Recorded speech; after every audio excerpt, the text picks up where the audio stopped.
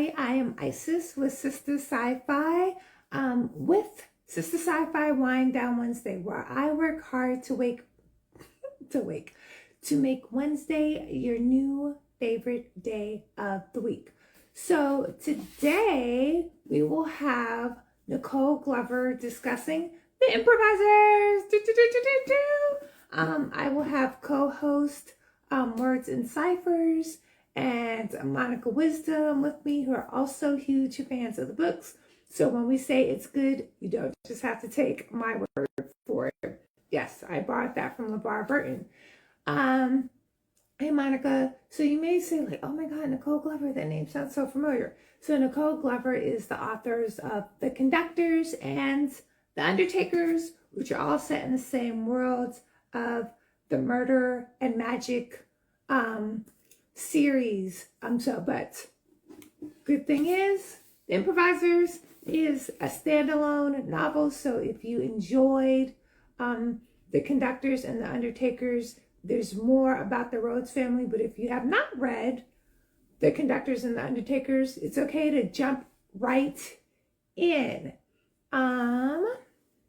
So while I get all the situations situated, please let me know how your week has been in the chat. I will be able to see them. And while you're doing that, I'll let in Nicole, I'll let in Monica, and I'll let in Dee. And I see everyone there in the chat, which is so amazing. And it's exactly 5 o'clock. So I see Nicole's request. Monica, if you can also send me a request, that would be great. Yay. Awesome. Yay. Can you hear me?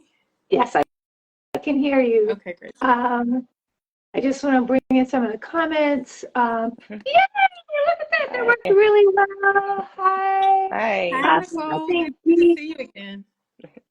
Yeah, and I think Dee, you just need to rotate your camera. Yeah. Brilliant. I was watching other Instagram lives, Nicole, and I was like, I know that struggle, but today it just worked so beautifully well. And I was like, sometimes Instagram. How do I rotate this camera? So you'll see a little button. It's like a circle. Yeah, and like on your square, it's next to the camera. There are 2 arrows chasing each other. Click that, and it'll rotate your camera. Oh, Do you see that, Dee? I'm trying to. So while Dee, you'll get it in a second, but it's right on the bottom of your box. So how are we doing this week? A lot has happened. Yes. So how are we feeling? A little bit better. I took some walks, took some time to decompress, but the voice is silent a bit. So as you go with anything, you have to go forward as much as possible. So. I'm having a hard time. We got to turn this camera around. We're gonna go old school. Yeah. It's not doing that. It says rotate. You can manually flip it around. You have lots of options. Yeah, that's Queer Arts Center. I was very intentional about taking time to rest, but I'll ask Nicole and Monica and Dee, when you turn the camera on, have y'all had the opportunity to rest? Yeah, I avoided the news. I've avoided the news. That's what I've done. I've avoided the news, and I've been watching BritBox and getting into my detective series. Yeah. Perfect.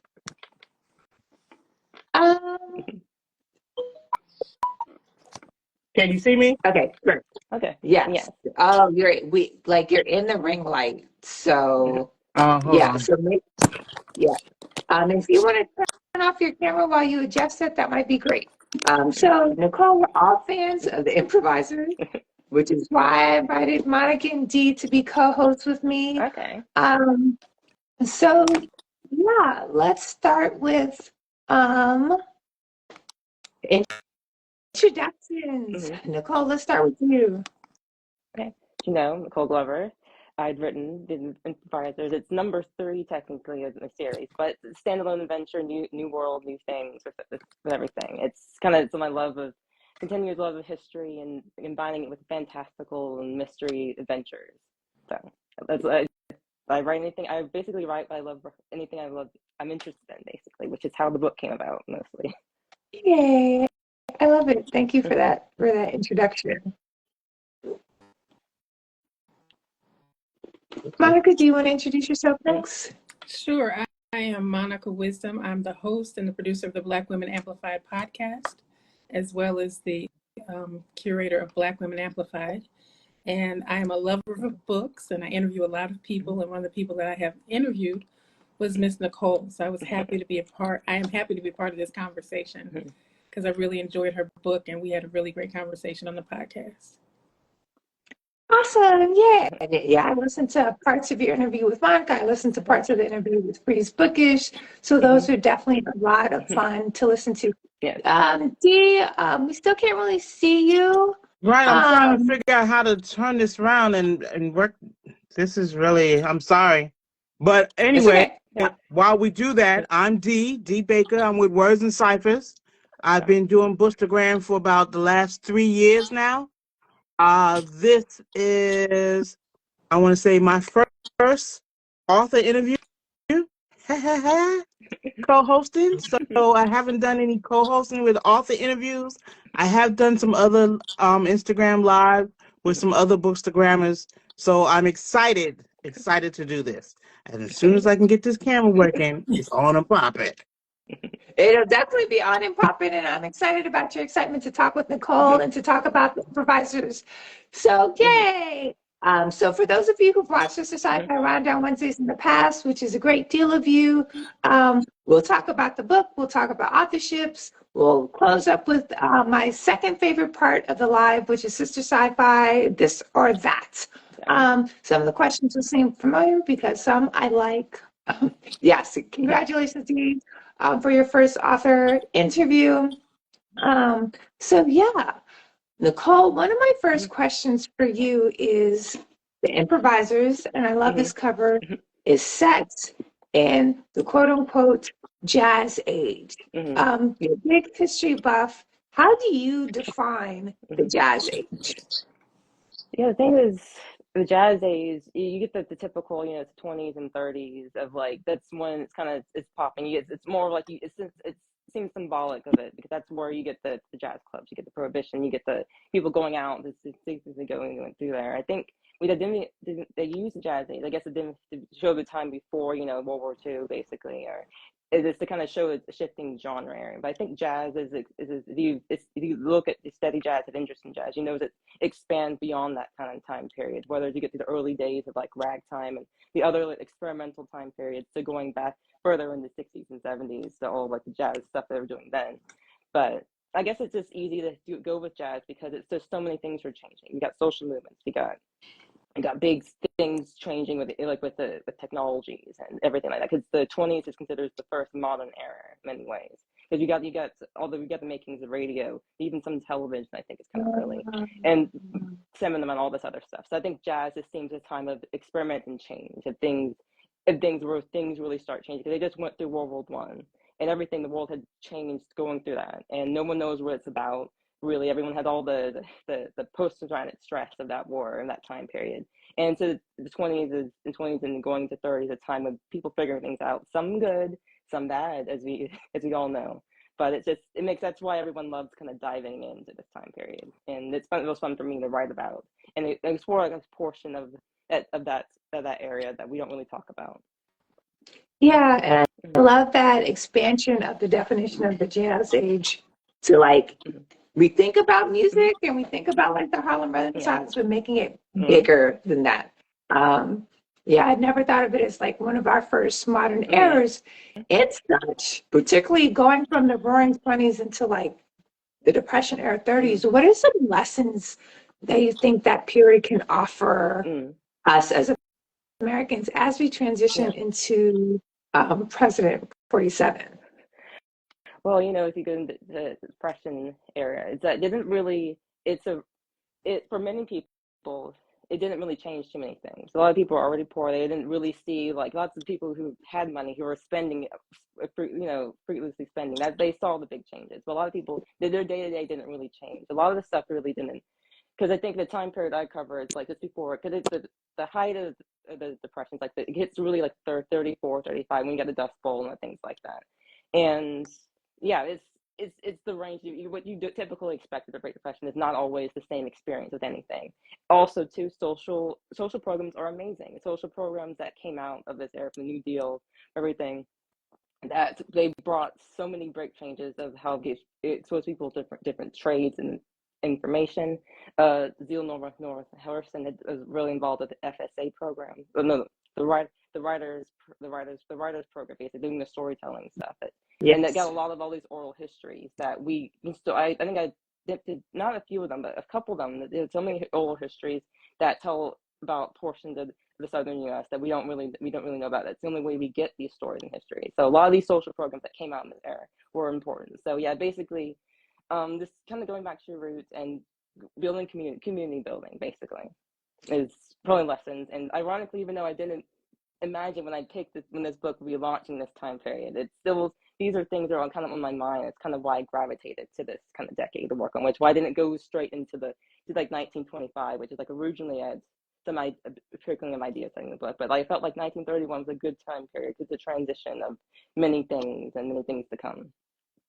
Yeah, no, I love that. I want to also bring in Moses's comment on the new Negro movement moving beyond the East Coast and the surge of Negro colleges and WPA for folklore. So yeah, ties into what you were saying, Nicole. Yeah. And I definitely appreciate you highlighting Zora Neale Hurston's work. Yay. Okay. So Words Cipher is back. Words Dee will let you in. We're on and then into the Great Depression. We'll let Monica ask her questions and then Dee will let you in. So You can go ahead and let her in now. okay.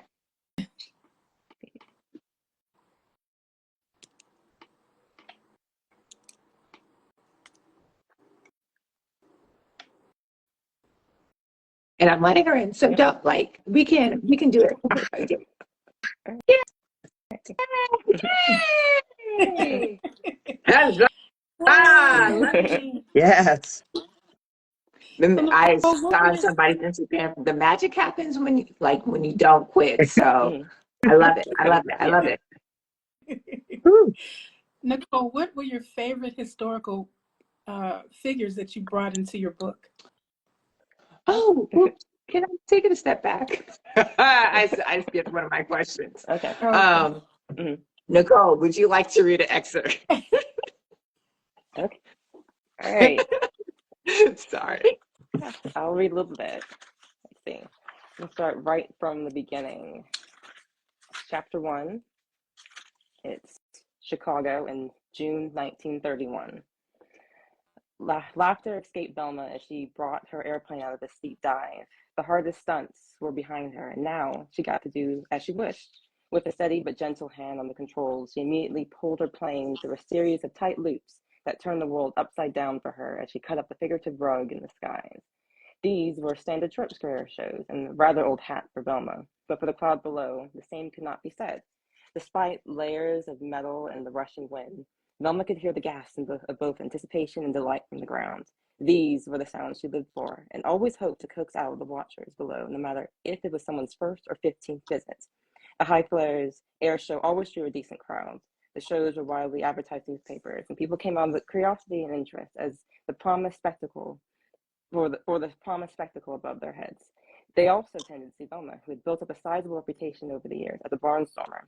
Sometimes her stunts were silly, like her dunking and rolling as if the skies held an obstacle course. Other times she averted magical traps and star sigils hovering in the air, bringing to life the film reels playing in the theaters. On special occasions, she even did the dangerous stunt she becoming known for which she jumped out of the cockpit, tap danced across the wings, bowed to the crowd below, and then dropped back in size and kept flying.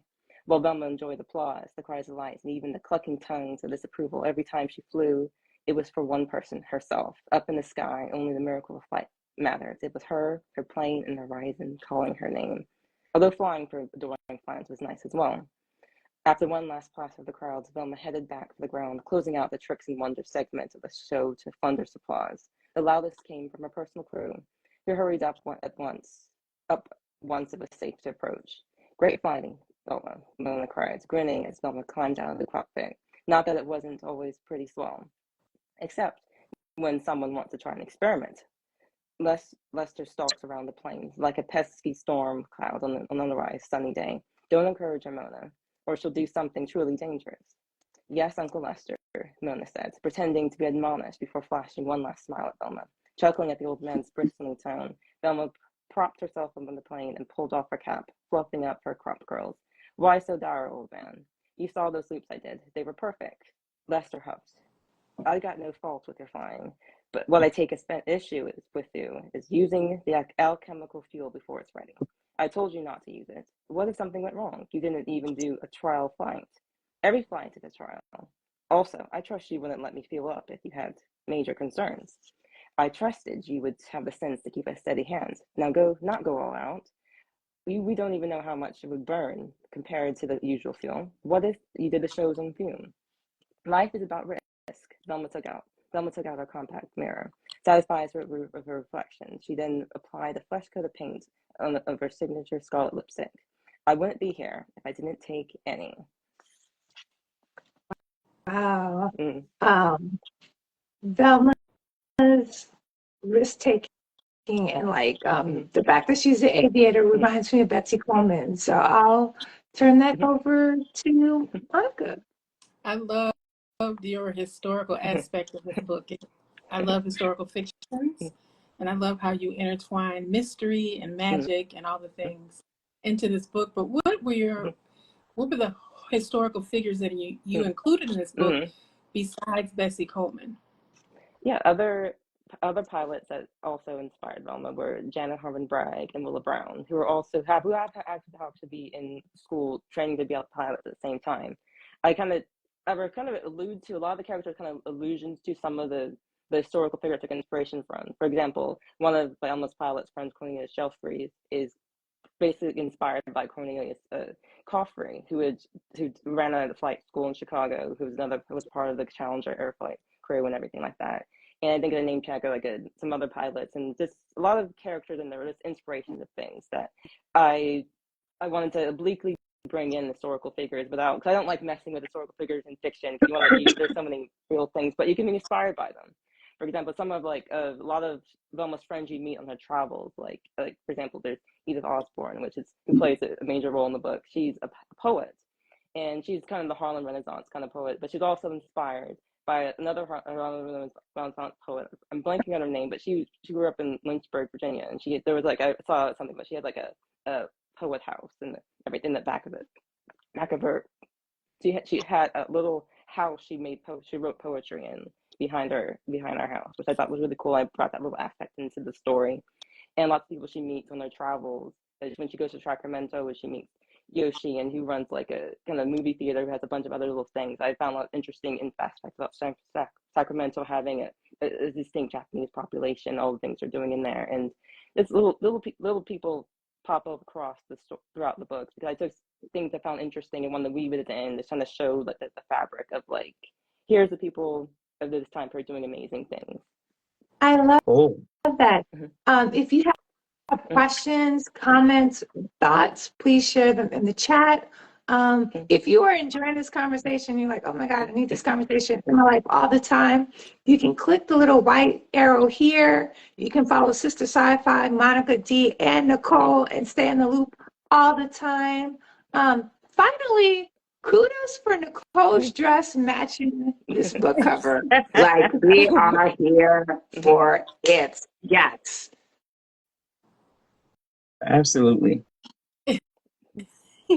Now, throughout your book, you have these amazing artifacts and the little potions and all the things. If you were to create one for yourself, first talk to us about the importance of adding that to the book. And then secondly, if you were to create that for yourself, what would you make? Yeah, the artifacts kind of popped up in the book. So I always like the idea of doing a treasure hunt, of looking for things across places where you don't really not expect. And I like the idea of like kind of ordinary objects. A lot of the artifacts in these books are kind of things, or that's like, you know, whether they're clocks, pocket watches, music boxes, things that people create that can some ways can be seen as like magical things at the time they came about. And I like the idea of something kind of ordinary had some hidden extraordinary power, some of them not so great as you find throughout the book. So because a big reason Velma goes looking for them, because they're causing adverse impacts, because people are like fighting each other or angrier, and there's a potential for other more manipulative things. And so that was kind of fun for me to kind of bring that fun element to it. And as for like artifact, I guess I always kind of go back to like a pen, something that could like never run out, because I run through so many pen inks. I can't think of how many pens I have right now in my purse that maybe they might work, so they might have ink left in them, I don't know. But having a pen that always has an ink ready to go, and doing other fun things, whether it's like a typical invisible ink or just these like fun things that could use everything. That's something I would kind of like to have. I love that. I one thing that I loved about your book is the women are very independent, although they're also very family orientated, which shows a different side of what we see of Black women in the 1930s.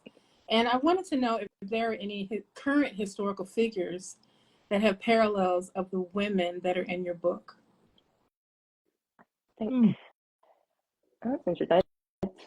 I think going through history, looking at how many of them had, they're facing dealing with the bad hand, whether the poor family upbringing or didn't have many opportunities available, just going out to find their own way. There's lots of, I think that the fun thing about, I guess, a lot of historical research is that a lot of the success stories make it. So you see the rise and fall of a lot of these different people. And, I mentioned Zora Neale Hurston earlier. I just really like reading deeper into her background story, because you always hear about her books and some of her poetry and some of the work she's done, but I guess I have a really fascinating period of life where she was going around parts of Florida gathering the oral history aspect of things, and she she had a gun with her and she had a car, and she'd jump out and go get campfire with people and stuff like that, and how she got really into the voodoo scene in Haiti and done some interesting things that you probably, that's a whole nother conversation about, but just having a more adventurous lifetime than I really thought when I just looking into just knowing, oh, she's the book I had to read in high school at one point, and she's had a bunch richer life. And you see that with a lot of these different characters. There's a sculptor, I think it's Augusta Savage. She's I think she did some tours around Europe at this time. And it's the Great Depression era. She was doing tours around Europe, doing a bunch of stuff to just doing the pottery, sculpturing, things like that. And there's lots of stories like that. They kind of get lost in the cracks of things, people doing amazing things, and it's always kind of inspired me. And I guess if anything is writing, I'm going to write someone to do trailblazing, doing fun things as well. So that's part of my appeal, to bring the certain characters in, and they're doing great things, in my opinion. I love it. So just want to bring into the comments that Moses mentions for the Negro History Project of the 1930s. So thank you for bringing that in. I love the work, the sculptor Augusta, and you just said her last name and I'm blinking on it. So I'm glad you're bringing that in. Also, Moses asked, what are our recommendations if you're like, oh my God, I love it, the Improvisers, I'm 3,000% here for it. Where can I pick it up? Sistah Scifi is a bookstore. The link to order it is pinned in the chat, so get your copy. Our copies are signed by Nicole Glover, so thank you so much for that, Nicole. But there's a lot of room under the sun, so please also consider purchasing it from Octavia's Bookshelf, Reparations Book Club, the Lit Bar in Brooklyn. I could be here all day because Black women love running bookstores. But and if you're like, there's also bookshop.org where all your purchases, you can select which independent bookstore that goes to. If you're like, but oh my God, I'm really an audiobook listener. That's okay, I got you there too. You can listen to the book on Audible, on Libro FM, and then select the bookstore that you want to support. So a bunch of Black women-owned bookstores that you can purchase it from, or you can also get the audiobook from Libro FM and choose which independent bookstore that you want to support with your purchase. Okay, that PSA is complete. Thank you for letting me. Thank you.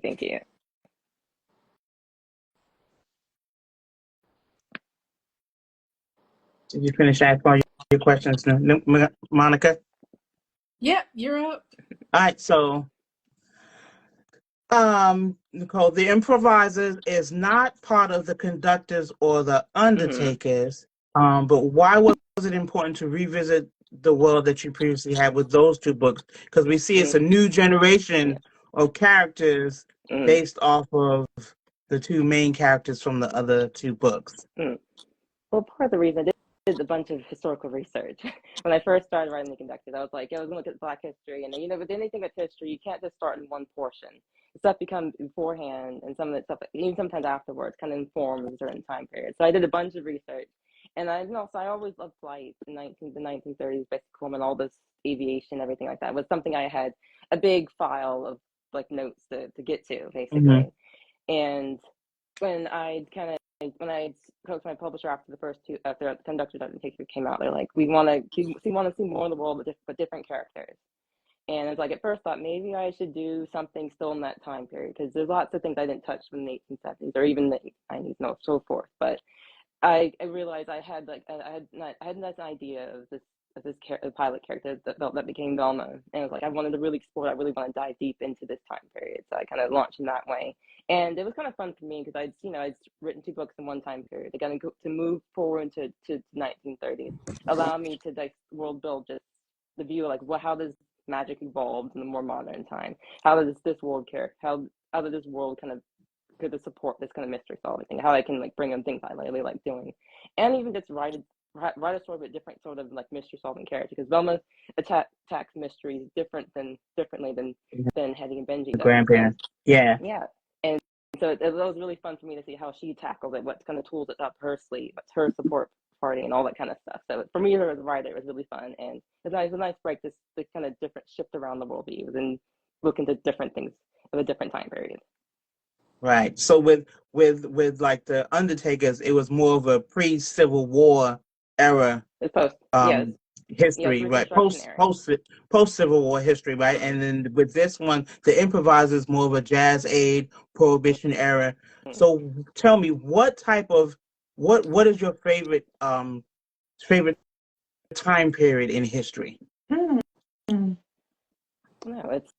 that's a good question. What is your favorite time? What would you like to explore? That's always an interesting one, because it's whether the aesthetics or actually being there. Right. People ask me, like, what year would you go back to in history? I'm like, none of them. Like, not a single, not like, No. but I'm also not a history buff. So I'm very excited to see what Nicole's answer is. Moses in the chat is like a PhD in history. I was like, how do you know all these random history facts? So I'm excited to see what he drops in the chat. But yes, Nicole, your favorite time in history? I don't think that's fine. I never really thought about having a favorite. I like exploring it more. I know my next book is in the 1960s. I love all of that time, because I love the space age area, because that's a lot of fun of things, seeing all the stuff popping and stuff like that. But I never wanted to visit it. Like if I had a time machine, I don't think it's anything more than like just breathing, passing by for a research. But I don't know, there's lots of fun. I guess there's a lot of interesting things about. Interesting things about studying history. But I guess it's a roundabout way to say I actually don't have a favorite time period. But they're all interesting. That could be possible. Things. Right. There's always something interesting I like to learn about them. But I don't think I have a favorite one. I guess my go-to, because I think that's why I had all this research of different stuff. I like studying it all, basically. Right. My favorite, all of them. I love that. So for those of you who just joined, we are talking to Nicole Glover about The Improvisers, which was published last week. We have co-hosts Monica Wisdom and Dee from Words and Ciphers. So thank you for joining. If you haven't already, you can click this little white arrow. You can follow all of us to get all the tea about books all the time. So yay. All right, so who was your inspiration for Dylan Harris, Velma's love interest in The Improvisers? He was a character. Yes, he was. He was a very fun character, right? I think there was no kind of direct inspiration. I just like the idea of basically a foil, someone that that will basically challenge Velma every step of the way. He's there to banter. He's there to like say too many, like 5 different words when he could just say like make a simple sentence and go on with his life. It's Mhm. I think in some it wasn't like there was I like to since he's a journalist and reporter, a lot of the work of the journalists were doing that time period was an inspiration. I guess is one aspect, even though he's like fast talking, like he makes jokes all the time. He's also very serious about reporting the news that's going on, making sure things are accurate, getting to the truth. And you find that if you find he knows really close, he doesn't really lie as much in this book. Well, as Velma's more like, to bend the truth, to improvise and go through things. Dylan's more of a straight shooter, and he's going to tell the truth more or less. And that was another part of the kind of tying into him trying to get to the truth and all this other stuff with the justice and everything like that with being a reporter. But no direct inspiration, just a really fun character that was really great to kind of have someone to bounce about a bit with Velma and all this other stuff. I love the banter aspect of things, and it's really fun to kind of build their relationship as they they become more combative to more, getting to work together as a partnership to something more, and having that play out against the plots of the mystery and all the other things they get wrapped up into. Right. I did like reading that play out of just them, that yin and yang. They were just like really at each other and trying to outdo each other, and until it just kind of got a little closer and the partnership kind of gelled. So yeah, that was really cool. Yeah. So according to Beautiful Trouble, a TAZ is a liberated area of land, time, or imagination where one can be something or not just against, or where new ways of being human together can be explored and experimented with. Tell us more about Ramble Crescent, and would you consider it a temporary autonomous zone?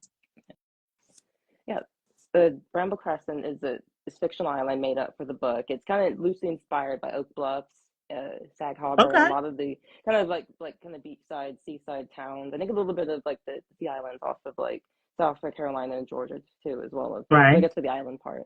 I like the idea of like a mostly like for this book, particularly a Black-owned area that where they kind of it was for the history I have for the book is that they kind of it was sort of built up it was roughly around the American Revolutionary War. It was they kind of did their own thing. The mainland, Massachusetts, didn't really care too much about to put in place laws. So it became like a refuge, a place of a safe haven, and they got a place. And important to this book is that they place to do their own kind of magic without too much subterfuge and like rules from the outside world. So you got to have a unique kind of magical culture within the book. So it's kind of fun to kind of explore how magic and people and living in Bramble Crescent do interact with the world differently when you see outside of the world, and they get to see when Velma first visits, like how this magic's more calmly in the background, whether she just talks to someone while their groceries being putting up, or this like this casual more rules around, even though there are rules. Like for example, there's like a broom band that's she was kind of the center of because she flew into a shop. And everything like that, just little casual things like that. It's kind of showing what the world could be like if they're more friendly towards magic and all this other stuff. But it was a fun place for me to kind of explore what possible is, and being in a place where that these particular characters that could kind of explore their magical side of things. Because I think I mentioned in one book that Velma's mother is kind of like a kind of potions mad scientist kind of archetype, and like Velma's basically said in the narrations that like her mother could not like be outside this island do her potion making even without prohibition, because she just blows things up, and that's like alarming to people. And so like it's just showing a special kind of place that makes the Rumble Crescent a really fun setting for things. And I guess as your definition of like being a TZA, I think that's probably in spirit into how that kind of area came about, because since my other books I focus more on like a real city that's grounded very in the real world, in the sense I couldn't play too much of how special places of everything like that. But Rumble Crescent being my little made up story for this allowed me to have some freedom and flexibility to kind of play things around with it. That's the fun thing when you make up little places like this. They kind of explore, because you don't have to be grounded by the real like logistics of an actual place, where you have to worry about streets and bridges and the layout of things, and the very real history where I can be inspired by and make my own thing basically. Right. Yeah. That I love it. sounds really I cool. I love it. love it. Yeah. I just want to bring in Moses's comments. Mhm.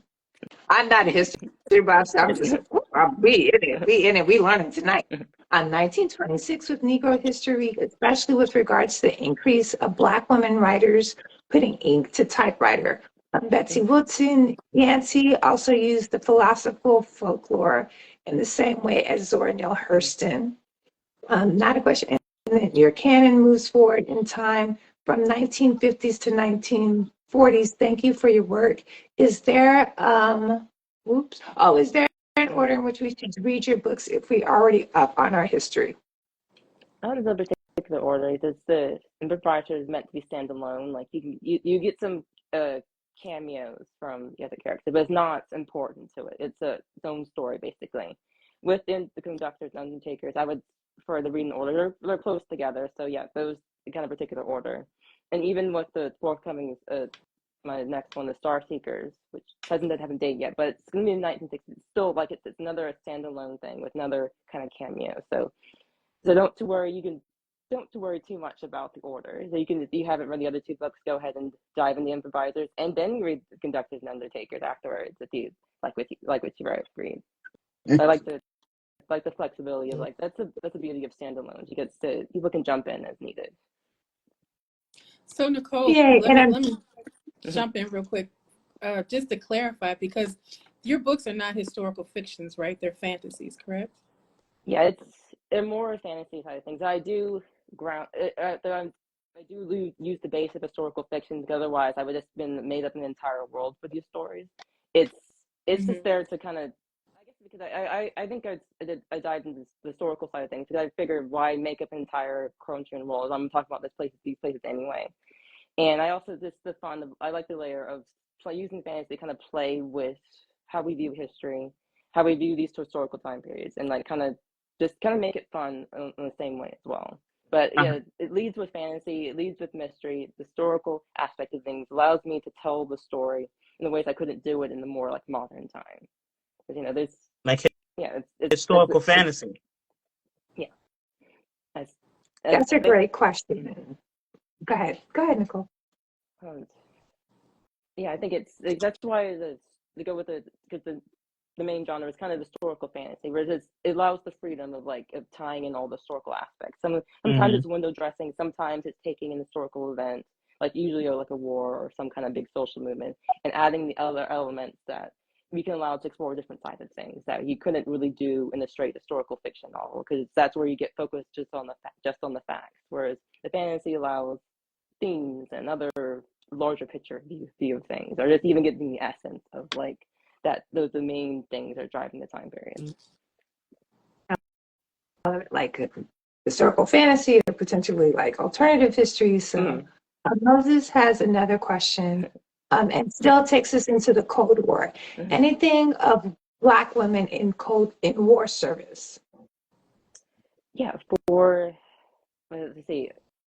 For the 1940s, I did some research. There's the big one is the postal service, 669. 6669. That's the one where there's this movie and her television show starring Carrie. Yeah, there's been a couple books that came out recently. I think that recently got options for a movie and stuff. I think that was the one. It was the big one. They were the only from one that the only unit kind of got deployed throughout into Europe to do certain things. There also, of course, there were more presence in the World War II with them in serving the nurses. I think I did looking into, trying to also think.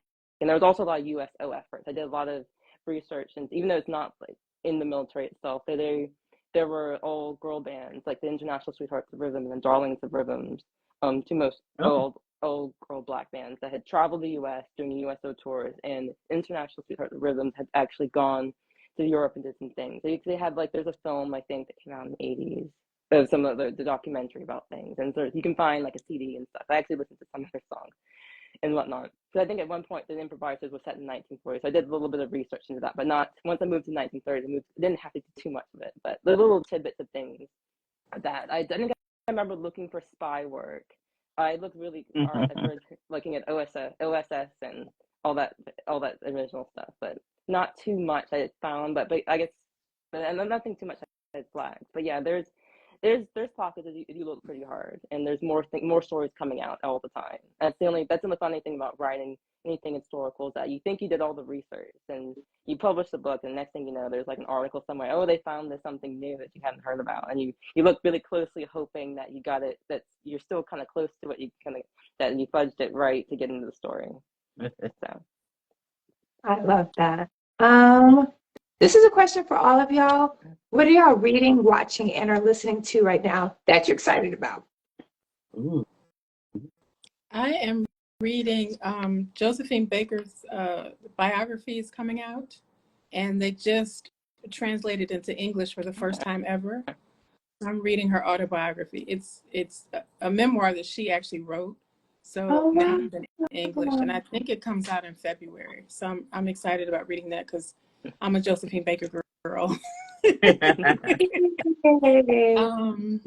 Watching nothing interesting. Nothing interesting. Everything I'm watching is like trying to, escapism. So it's nothing fascinating. You said escapism. Yeah. Hey, Breeze Buckish, how are you? Bree just joined, so I just wanted to say hi. Well, currently I'm reading We Refuse, A Forceful History of Black Resistance by Kelly Carter Jackson. So it's nonfiction November, so I'm doing that. I have a list of books, but I know I'm not going to get through them all. So that's what I'm reading right now. As far as TV, like I said, my BritBox stayed away from American TV and just doing detective series, and they're really great. So yeah, that's all I'm watching right now. I love that. I love that. And Nicole, what are you reading, watching, and or listening to right now? Nothing too interesting. I'm working on something new, so it has a bunch of like research books on Stack. So it's a whimsical stuff. It's like things that, yeah, just about the social history of bicycling and transportation, fun stuff, and meteorology and bird watching even. Yeah, it's a book it's a new book I'm working on for just a bunch of stuff. So it's like my fun for me books. I end up reading a lot of nonfiction along the way. So that's on my stack, but nothing too exciting, but exciting to me. Okay, I know. I love exciting for you. So I think there's that famous interview with Octavia Butler and Charlie Rose, and Charlie Rose asked the same question, like, what are you reading? And she's like, yeah, a lot of nonfiction because I got to do research for the fiction that I'm writing. So yeah, this is so much. So much nonfiction you got to do research for, even for fantasy, because I want to get some of the parts right. At least make it seem like I'm getting some of the parts right. So can I ask a question? Yes. How do you research for all your magical stuff? What kind of research do you do to build all that magical world and all the magic and yeah. I guess for not really so much research, but I guess it's some of that research was something I did for a long time as being a fantasy reader, looking at a magical systems, figuring out like what I like in a magical system, what I want it to look like.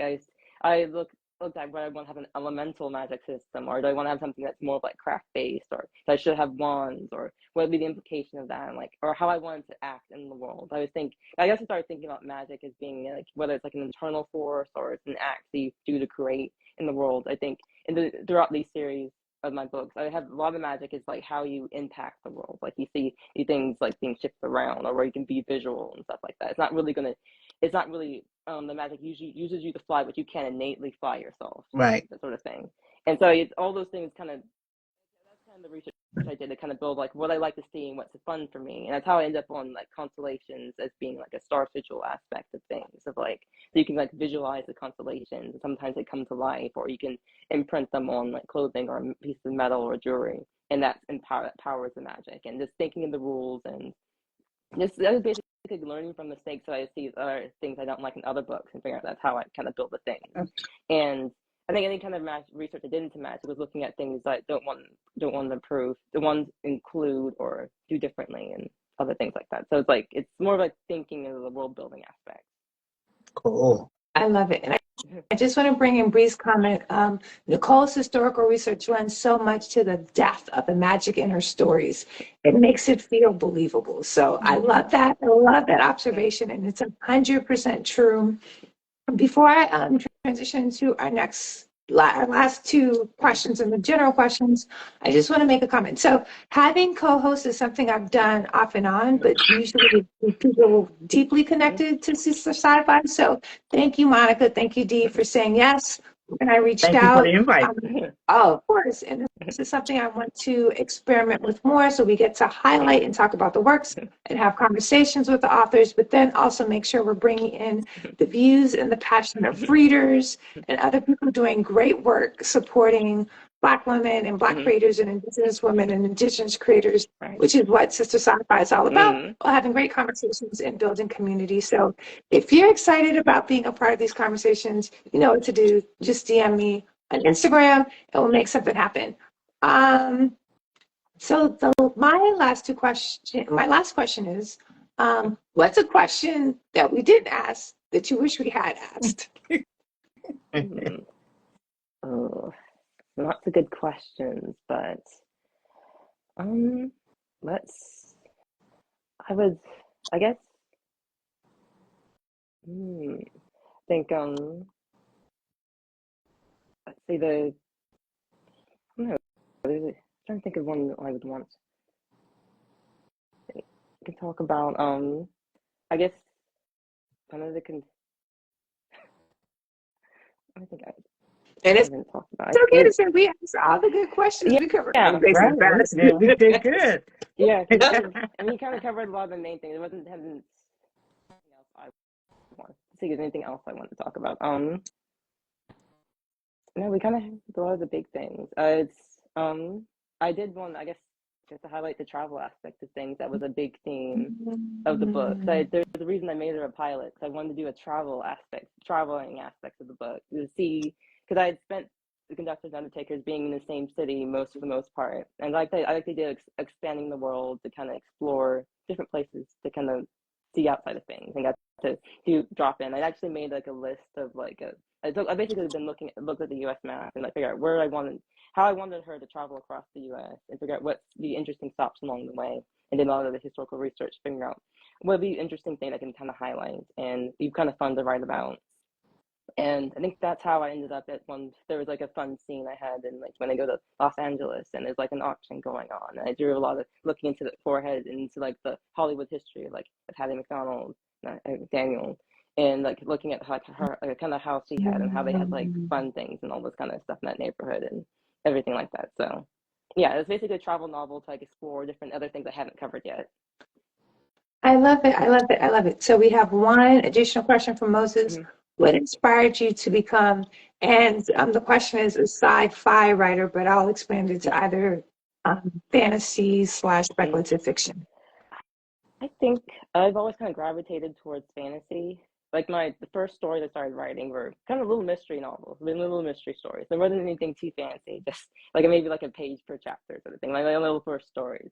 But I guess I've always gravitated towards fantasy books, fantasy science fiction, all this other for a long time. And I guess writing stories, writing myself, writing characters looked like me into these stories were really appealing to me, because there wasn't that many when I first started reading. It was like I had to find a hard time. I think I must have been in like high school age when I actually ran across that taping about one of the kindreds in the library.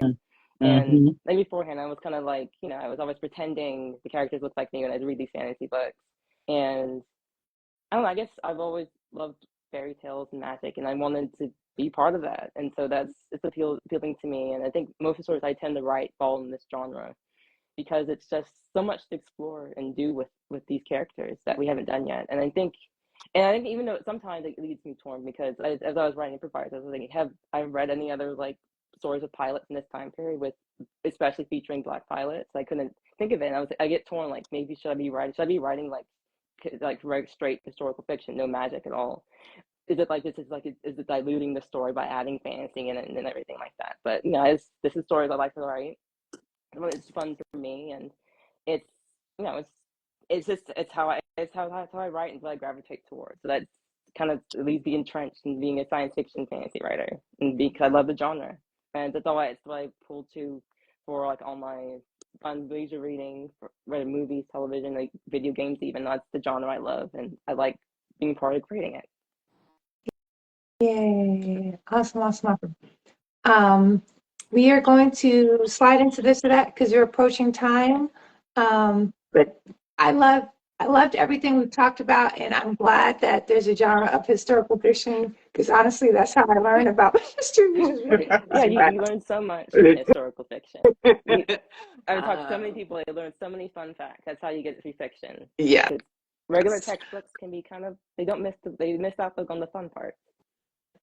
Agreed. One more comment from Moses. If you haven't already, check out Dubois. And I know I'm pronouncing it wrong, but I just like saying it that way. Brownie's magazine, a children's magazine of the Great Depression. You work. So yeah. Okay. So this is that. So this is either this or that or that. Eartha Kitt Catwoman, Halle Berry Catwoman, or new option. Or newer option, Zoe Kravitz Catwoman. Eartha Kitt, she's the original. She's iconic. Eartha Kitt. She's iconic for a reason. Eartha Kitt. Most definitely. Eartha Kitt is a very, very popular choice. Number 2, Janelle Monáe or Erykah Badu. Janelle Monáe. I have her first 3. I have the first 3 albums that I got those. I actually got those, and even when it started like going to streaming, I actually got those albums. So yeah, I love the space thing she came out with, Afrofuturism, all this other fun stuff. I actually love that their third one album had like a whole like the radio cut-ins and stuff. It actually felt like listening to radio. I think the first time I listened to it was on the road trip. So yeah, it's basically said yes to the yes to her. Janelle Monáe for me. Yay! Definitely. Monica, did you say Janelle Monáe? Erykah Badu for me. Monica Erykah Badu for me. I see. Is I'm Gen X, so she was representative of the conscious movement we had back in the day, and so she came out of that whole era. So it was the first time I had seen a Black woman, with that aesthetic in public and out there just doing her thing. So we spoke the same language. The music spoke to me. So I like Janelle Monáe. I think she's a great entertainer. But for me, it's Erykah. Okay. There are no wrong answers here. So I love it. I'm here for the discussion. Okay. So for this question, don't hate me. Hold on to your seats and don't hate me. It's just a question. Octavia Butler or Toni Morrison? I skipped the question, but I'll go back to it. But Octavia for me. Butler, Yeah, that's a hard one. There's so different writings. It is. For me, it's Toni Morrison. Toni Morrison confuses me. She conflicts me. She brings out a whole bunch of different emotions, and I have to figure her out. And so, and she's one that I could read her books over and over again, and I get something different. So for me, it's Toni Morrison. No, for me, it's Octavia. My first Octavia book was Parable of the Sower, and that was like, and then Wild Seed was just like, oh my God. So yeah, Toni Morrison, I'm all right with Toni Morrison, but Octavia for me, yeah. Okay, Nicole. I still don't. They're both. I don't know which one to pick. Yeah, with Octavia, I loved all of her writing. Loved so clear, so foreseeing for the future. It's all about seeing things you can't expect. But she's all this things she wrote about in the past. It's so amazing that she had this viewpoint of things. But Morrison did a lot of good work. I even have like her nonfiction, the Black Book that she had kind of did all the editing for stuff. I did actually big historical stuff. I don't know, but you can't make me pick. It's hard to And it's hard. that's you could feel like I'm not choosing. Moses said both. Um, so it's like, God, like I can't force you to do anything. So both is a perfectly okay answer. Tracy in the chat says, Erica, oh, I see you, Tracy, with the Instagram verified. So yeah, so both is totally okay. Okay. So now I'm gonna go up to now question number 3: Supercell or they clone Tyrone? Oh, that's easy for me. They clone Tyrone. Supercell. I didn't even make it through. Supercell. I didn't even make it through Supercell. You didn't I like couldn't take it. Supercell? Mm-mm. Oh my God, no, Supercell was amazing. But that's because Mm-mm. I mean I'm here for both, but like D, you like all things British, so that makes your choice in that Yeah, context. I love all I'm things British I'm too, British but I born couldn't actually. make it through. I think I made to episode 3 and I was done. So I've watched They Clone Tyrone, I think 5 times. Oh snap! Okay, Nicole, what you thinking? I can't fix it. haven't watched either one of them. So. You like I don't know. Okay, that's okay. That's great. Y'all, I really enjoyed this conversation. Thank you for spending your Wednesday evening with me. Dee, thank you for hustling through traffic. Monica, thank you for your work consulting with Black women entrepreneurs. Nicole, thank you for letting people who do not buff out on history become knowledgeable about history by writing Absolutely. history books. I'm excited to go back into the world of murder and magic with the improvisers. Moses, thank you for like holding it down in the Yeah, chat, all the thank you, things. Moses. Um, We're gonna go and follow you now. follow Moses. Yeah. This is amazing. The replay will be posted on Instagram soon. If you really like this, come back next week. We will be talking to Sewell Campbell Ooh. about a sky full of elephants.